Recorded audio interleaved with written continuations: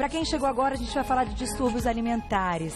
Mas há pouco, antes de ir para o break, eu fiz uma introdução até para que você entenda que muitas vezes você já ouviu a respeito de distúrbios alimentares e alguns a gente sabe exatamente o conceito, os reconhece quando a gente fala de anorexia, de bulimia, mas a gente quer ir além nesse papo de hoje. Então façam suas perguntas, questionem, é um assunto polêmico, mas eu acho que isso que é bacana, gera dúvidas, mas ao mesmo tempo gera uma discussão, gera um debate. Por isso a gente convidou a doutora Ana Priscila Soggia, que é endocrinologista, bem-vinda mais uma vez, prazer tê-la aqui, e o queridíssimo psicoterapeuta, doutor Tomaso, bem-vindo mais uma vez também. Pelo convite. Muito bom bater papo com vocês, ele que tem uma carreira aí, uma vida, que convivendo aí com meninas, você que trabalhou com muitas modelos muitos anos, eu gosto isso que eu faço, né? Então, que tem essa experiência mesmo de estar muito próximo de pessoas que muitas vezes podem ter um distúrbio alimentar.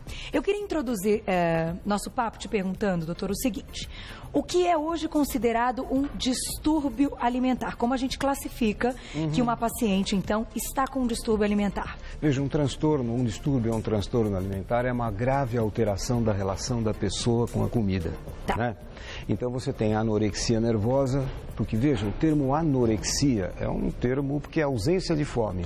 Não é verdade. A pessoa passa fome de propósito para emagrecer. Ela tem fome, né? Sim.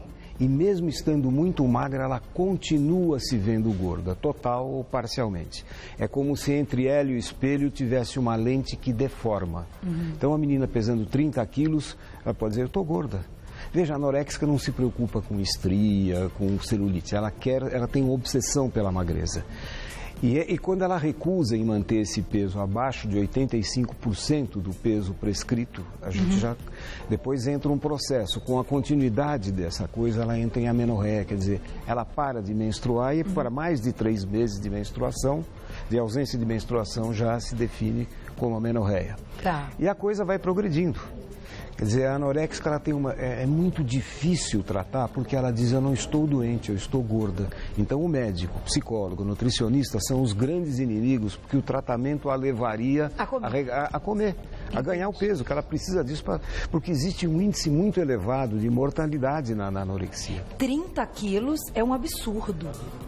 Né? Um adulto, uma adulta pesar 30 quilos, uma pessoa, né? Agora, doutora, a gente estava aqui conversando até antes do break e isso passa pela minha cabeça. O que acontece com a parte neurológica de uma paciente, então, que tenha um dos distúrbios, que seja anorexia, bulimia, eu não sei se tem uma diferença quando a gente está falando dessa parte neurológica. É produzida alguma substância que a leve a pensar desse jeito? Como chega num nível tão grave como esse? Eu acho que, Carol, até antes de a gente começar a falar um pouquinho sobre essa questão de fisiologia, complementando só, a gente hoje teve uma abrangência, uma expansão do que a gente considera como transtornos alimentares. Então, a gente fala muito sobre anorexia, bulimia, mas hoje a gente fala também muito sobre distúrbios de compulsão alimentar, que são pacientes extremamente compulsivas, que elas comem e se sentem culpadas, perdem o limite e muitas vezes estão obesas. E alguns estudos e alguns autores mais recentes consideram até a obesidade também como um distúrbio de comportamento alimentar. É lógico que a obesidade ela também envolve outros fatores muito mais amplos, como genética, metabolismo, mas também muitas vezes apresenta uma alteração de comportamento. Respondendo um pouquinho o que você me perguntou, falou, mas Pri, como que ela pode, né, se ver obesa, se ela é magra, como que acontece esse distúrbio? Então, cada vez mais a gente sabe sobre neurofisiologia cerebral, como funciona, como acontece e as áreas que regulam, tanto a parte de saciedade quanto a parte de satisfação, como a parte, inclusive, de prazer. Então, cada vez mais a gente vem falando que esses comportamentos alimentares, eles são distúrbios relacionados muitas vezes com a capacidade dele de recompensa, com a capacidade dele de sentir prazer e vontade. Então, a gente, olhando alguns estudos, né, de ressonância magnética funcional, a gente percebe que esses pacientes, quando comparado com indivíduos que não têm o mesmo problema, apresentam uma ativação cerebral diferente. Eu acho que a gente tem os ilustras aí do cérebro, porque, gente, isso é uma coisa muito interessante. O que, então, esses pacientes têm nessa apresentação? Tem um trabalho que é muito interessante, que é com adolescentes, ou seja, a gente está pegando meninas jovens que ainda não tiveram uma maturidade, experiências, né? Não estamos falando de uma vida adulta, mas adolescentes com bulimia e adolescentes sem bulimia. E fizeram um exame de ressonância magnética funcional, só para o público entender um pouquinho o que é esse exame. Ele ativa, dependendo da área que eu estou ativando, eu consigo ver essa imagem sendo acesa no exame de ressonância. Então, colocaram uma imagem de milkshake. A área de vontade dessas pacientes com bulimia ascendeu de maneira considerável. Enquanto as pacientes sem bulimia e magras, com peso dentro da normalidade, a área acesa era muito pequenininha, ou seja, as bulímicas tinham uma vontade, era como se tivesse uma unha encravada. Fica acendendo. Enquanto ela não comer, ela não consegue, porque está acendendo aquela área de vontade. Aí a segunda parte do estudo é que dão um milkshake para essa paciente. Aí ela toma um milkshake. A área de recompensa dela acendeu um pouquinho. A área de recompensa da adolescente magra acendeu muito. Então, ao mesmo tempo que ela não consegue controlar a vontade, ela precisa comer, ela também, quando come, ela não sente esse prazer. É como se ela precisasse continuar comendo muito mais para conseguir acender essa área. E aí vem a culpa, porque depois ela vomita. Porque ela acabou de ter um episódio compulsivo. Então, esse controle neurológico, ele é muito importante. A gente está aprendendo cada vez mais como ele funciona. Porque muitas vezes a gente fala, né, por que ela não se controla? Sim, é só ela... fácil, né? Mas não é algo físico. Compulsão, uma urgência. É uma urgência daquilo. Sabe, ela tem um grau de ansiedade elevado e na medida em que ela se dirige ao alimento, ela tem naquele momento um alívio provisório dessa tensão, mas depois vem a culpa, sabe? Agora é importante a gente abordar também um pouquinho os fatores culturais que desencadeiam na nossa época essa coisa toda. É verdade. Porque e as redes sociais acabam ajudando. Você sabe, o transtorno alimentar já existia na Idade Média, aquela Santa Catarina de Siena, que queriam se purificar, candidatas a santa, né? Para você ter uma ideia, com o movimento de emancipação feminina, tudo isso, de 70 para cá, tem algumas pesquisas assim, feitas nos Estados Unidos. Todas as misses de 70 para cá têm índice de massa corporal abaixo de 18,5. Se elas não forem autenticamente assim, elas serão consideradas subnutridas. Se você pegar alguns ícones de beleza, que é a Marta Rocha, Miss Brasil 1954, vice mundial, ela tinha 1,70 m, pesava 56 quilos. Hoje a Gisele, 1,79 m, 52, 53 quilos. Alguém que visse a Marta Rocha hoje numa agência diria, essa menina é muito gorda. Marilyn Monroe seria tido como muito gorda. Porque tinha o bumbum, a cintura. Porque ela tinha um outro tipo. O índice de massa corporal dela era 20 alguma coisa. Hoje estão abaixo de 18. A anorexia e a bulimia era uma, não que não acontecesse no mundo inteiro, mas ela era muito mais característica da população ocidental. E hoje a gente vê artigos de revisão mostrando como existe um aumento da incidência desses distúrbios alimentares agora na população asiática. Você sabe que tem uma pesquisa muito interessante feita pela Universidade de Harvard, pela Annie Baker, uma pesquisadora. Em 1995, nas Ilhas Fiji, ia começar a televisão. Ela fez um levantamento lá, a equipe fez, e não havia grande preocupação das mulheres com forma física, com dieta. 3 anos depois, 69% das mulheres apresentavam aquela coisa, faziam dieta, e 1/8 tinha comportamentos bulímicos. Olha, mas... Você vê o peso que tem. Tem um outro estudo mostrando assim nos Estados Unidos. 80% das mulheres que aparecem na televisão estão abaixo do peso.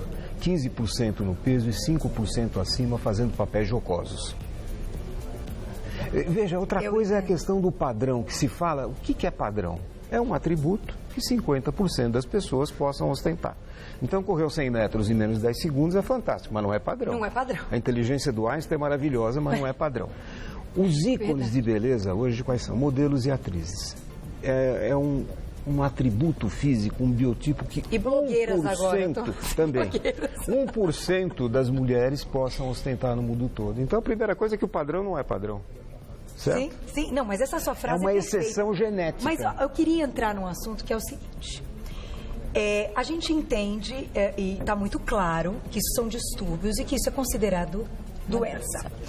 Só que então, eu fico pensando o seguinte, dentro dessas doenças que a gente está colocando aqui, tem um ponto em comum, que essas meninas, essas mulheres, querem ficar magras ou já estão e não conseguem se ver como estão. Então, o ponto em comum é o fato de diminuir o peso, de ter um emagrecimento. E aí me pergunto, Com tantas hoje alternativas, e o Você Bonita é uma delas, que a gente traz sempre profissionais tão competentes como vocês, doutor endócrino já veio falar sobre dietas aqui, com tantos recursos que a gente tem atualmente, atividade física, alimentação saudável, né? Qualidade de vida, procurar ter saúde antes de tudo. Como então, para ficarem magras, vem o distúrbio antes de todas essas outras coisas que são recursos importantes que a gente tem? Isso eu me pergunto. Todas elas, será? E pergunto para vocês como profissionais. Já tentaram emagrecer de maneira saudável? Isso é uma coisa em comum entre elas? Na verdade, Carol, eu acho que duas coisas a gente tem que levantar, né? Então, a gente acabou de falar que a ressonância dessas pacientes são diferentes. Tá. Então, a gente vê hoje que aproximadamente 50% do risco de alguém ter bulimia ou anorexia tem uma causa genética. Tá. Então, ou seja, ela já tem uma predisposição para isso. Entendi. Ela tem ativação cerebral diferente e também tem um comportamento diferente. Então, são geralmente pacientes que são mais depressivas, mais perfeccionistas, Tá. mais intrusivas. Então, tem uma característica comum, não a todas, mas que a gente pode observar em grande parte delas. E sabendo dessa predisposição, eu acho que são duas coisas que é importante falar para o telespectador. A grande parte dos distúrbios, eles são atrasados no seu diagnóstico. Então, a pessoa tem aquilo há muito tempo. Tá. Ninguém faz o diagnóstico, muitas vezes, por uma falta de conhecimento ou por uma falta de percepção da imagem, porque todo mundo emagrece hoje, né? Então, ela também está emagrecendo. Só que hoje, quando a gente vai olhar estudos de literatura, quanto mais precoce é o diagnóstico, quanto mais precoce é o tratamento, melhor é o resultado.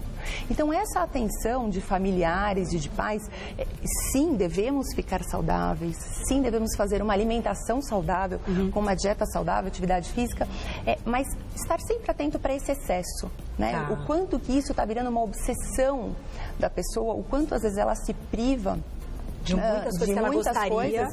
E ficar atento e realmente pedir ajuda para o profissional para que possa começar o tratamento precocemente. Tá. Então não é aqui que tá julgando, né? Minha pergunta não foi nem a questão julgar quem passa por isso. Quero até mandar um beijo. Eu tenho uma fã muito querida que é a Má Belarmino, que assiste sempre, que ela tá vencendo a anorexia. Me escreve todos os dias, eu acompanho as fotos dela. Uma linda, um beijo para você, fazendo os pratos saudáveis do Você Bonita, que eu me lembrei inclusive do caso dela com esta mudança para conseguir, porque não é porque ela vai ganhar peso agora que ela tá vencendo a anorexia, que ela vai comer batata frita, que ela tá fazendo uma reeducação alimentar agora com alimentos ótimos. O curso é crônico, ela está sujeita a uma série de recaídas. Sim. Então, porque é muito importante ver, como a doutora falou, o patológico é uma exacerbação do normal. Entendi. É normal você fazer uma dieta, você fazer exercício, tudo. Só que nos transtornos alimentares isso vem de uma forma exagerada. Tá. Inclusive as pessoas que ficam 2, 3 horas na academia. Sim.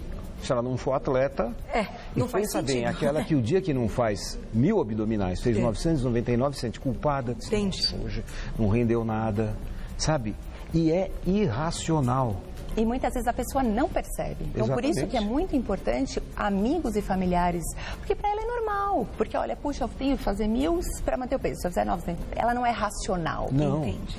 Então, esse olhar das pessoas ao redor é realmente o que a gente convida as pessoas que estão assistindo o programa a sempre estar. Tanto do ponto de vista de anorexia, quando a gente está falando em perda de peso, mas, por exemplo, bulimia e compulsão, eles não perdem peso. Mas tem uma alteração de comportamento, tem problemas como aumento de colesterol, problemas psíquicos como depressão, baixa autoestima, pelo fato, fora muitos pacientes compulsivos que acabam virando obesos pelo fato da compulsão. E aí você tem por exemplo, em 2% na população normal. Segundo o estudo, pode chegar a 56% na obesidade. Então tem uma série, por exemplo, na bulimia. Tem estudos mostrando que a bulímica demora de 5 a 7 anos para procurar ajuda. Ou seja, até lá a vida dela pode ter passado por a saúde dela, a vida social, tudo isso, pessoal, pode ter passado. E externamente ela pode mostrar que está ótima, mas provavelmente quando ela se depara com ela mesma, a baixa autoestima, a tristeza, a depressão, então ela não está bem. Agora eu te pergunto, doutora, quando chega num consultório, não vamos falar de um caso tão grave assim, 30 quilos e tal, que é uma coisa até que sem ver os exames dessa paciente, olhando para ela, você já sabe que tem algo de errado. Perfeito. Mas aquela que você não sabe, mas que talvez tenha um distúrbio aí. Esses exames, eles respondem essa expectativa do distúrbio? Você consegue ter uma resposta em exames também ou não? O que a gente consegue ver nos exames de sangue? Então, a gente pode ver uma desnutrição, uma alteração hormonal, como ele mesmo falou, grande parte dessas pacientes que perdem muito peso podem entrar em amenorreia, que é essa ausência de menstruação. E aí, essa bagunça hormonal, a gente consegue ver ou uma anemia, uma deficiência de ferro, uma deficiência de vitamina B12. Isso eu consigo ver nos exames. Tá. Mas muitas vezes, o paciente que vem, às vezes, para perder peso ou começa a fazer... O diagnóstico é clínico, é observando o paciente, acompanhando ele e percebendo essas peculiaridades do comportamento dele. Tá. E não, isso não é só interessante, gente, mas pelo que dá para entender, é uma bola de neve que Sim. É sem fim. E para se recuperar é muito difícil, né, doutor Tomás? Veja bem, a anorexica, ela começa uma dieta bem orientada pela médica, pela nutricionista, ela diz, corta a carne vermelha. Vou furando aqui, vou furando aqui. Se ela me conhecesse, ela não me daria tanta comida, e corta, mas não sei o quê. E daqui a pouco, essa coisa vira um jejum autoinduzido, água e alface. Nossa. Né? Então, uma pergunta que você fez, a dificuldade de prevenção é muito grande. Porque você convive, a área de saúde sozinha não tem força para fazer isso. Então, nós precisamos do apoio de empresas, de programas como o seu, no sentido de chegar, né, nessa pessoa. Porque o lado preventivo, chacoalhar, né? Pensa bem, a bulímica demora, a anorexia vai dizer, eu não estou doente, eu estou gorda. Quer dizer, sempre cabe 1 quilo a menos na cabeça da anorexia. Entendi. Fazendo aí um jejum prolongado, Sim. Uma dieta maluca, que é o que a gente já falou tantas vezes que não dá certo. Para você ter uma ideia, em centros em hospitais, a anorexia tem que ser pesada nua. Porque ela pode botar peso no bolso, ela diz para a enfermeira, olha, eu tenho vergonha de comer em público. E muitas vezes é muito importante essa internação mesmo da paciente. Porque você pode orientá-la no seu consultório, ela até reconhece para você, sim, doutor, eu sei que eu estou com problema, eu vou seguir o que você está me orientando. Ela chega em casa e não consegue. Ela realmente não consegue fazer aquilo. Então, alguns pacientes, em casos mais extremos, tanto de bulimia quanto anorexia, às vezes é necessário essa internação para esse acompanhamento, para monitorização, quando não tem um acompanhamento familiar. Sem dúvida. Agora, essa mudança, a gente vai colocar até uma pergunta do público para fechar, né? Nossa, Mar, eu ficaria aqui tanto tempo mais, tanta coisa para a gente falar. Mas assim, essa mudança até neurológica, a gente não olha para uma pessoa e sabe que ela tem essa mudança. Então, por isso, tamanha dificuldade de prevenção de um distúrbio como esse. Mas vamos colocar a perguntinha do público para a gente concluir. Quem escreveu para a gente? Olha lá. Um beijo, Sabrina, obrigada. Essas pessoas que têm visão distorcida de si mesma também veem os outros da mesma forma? Boa pergunta, e aí? O que vocês dizem sobre isso? Pode ver os outros da mesma forma. Quer dizer, tem anoréxicas, inclusive, que dizem, eu não consigo sentar perto de uma pessoa gorda. Ai. Porque ela acha gorda. É uma fobia. É uma fobia? Fobia contra o peso. Elas sentem medo. Uma lipofobia, vamos dizer. Exatamente. Né? Se eu ficar perto dela, eu vou engordar, coisa do tipo. Ou aquele alimento é gorduroso, eu tenho medo. É uma fobia mesmo. A gente não tem fobia de avião, que a gente tem um ataque de ansiedade. Ela tem uma fobia relacionada ao peso. Entendi. Mas grande parte das vezes ela se vê daquela forma. Mas as outras pessoas, ela vê de uma maneira normal. Também, existe isso. Vamos fechar? Vamos colocar a foto da esposa do Thiago Leifert, linda, que há pouco tempo, enfim, contou na mídia, contou na Fátima Bernardes aí. Tem foto dela, Mar? Tá aí, olha, a Dayana Garbin. Gente, linda, linda, uma muito princesa. Bonito. Ela foi pro ar contar que, a gente tem 2 minutos, tá? Pra gente concluir, que ela é incomodada com isso, que ela sofre com isso há muitos anos. Quem diz uma coisa dessas? Como é que a gente explica isso? Pois é, existe um quadro chamado transtorno dismórfico corporal, que é uma alteração da forma pela qual... É um defeito físico, facial ou corporal que só ela vê. Entendi. O médico, o especialista... Ninguém... ela se enxerga dessa forma. E voltando naquela importância, né, da questão genética, sim, da predisposição, mas também do meio externo. Então, esse meio externo, ele influencia consideravelmente. Ela trabalha em televisão. Pacientes magras se sentem gordas, vão para um ambiente magro, se sentem melhor. Então, esse público, essas pessoas com quem andam, tanto do ponto de vista de obesidade, quanto do ponto de vista de magreza, interfere. Faz diferença. Olha só que loucura. Gente, muitas coisas mais para falar, mas é claro que eles voltam sempre, querida. Doutora Ana Priscila Sogg, endocrinologista. Eu vou deixar um site para vocês, que é Clínica Biovita, tudo junto com 2 T's, clinicabiovita.com.br. E o doutor Tomaso, queridíssimo também, tem o site dele, www.tomaso.psc.br. Nas redes sociais vocês já encontram. Agora.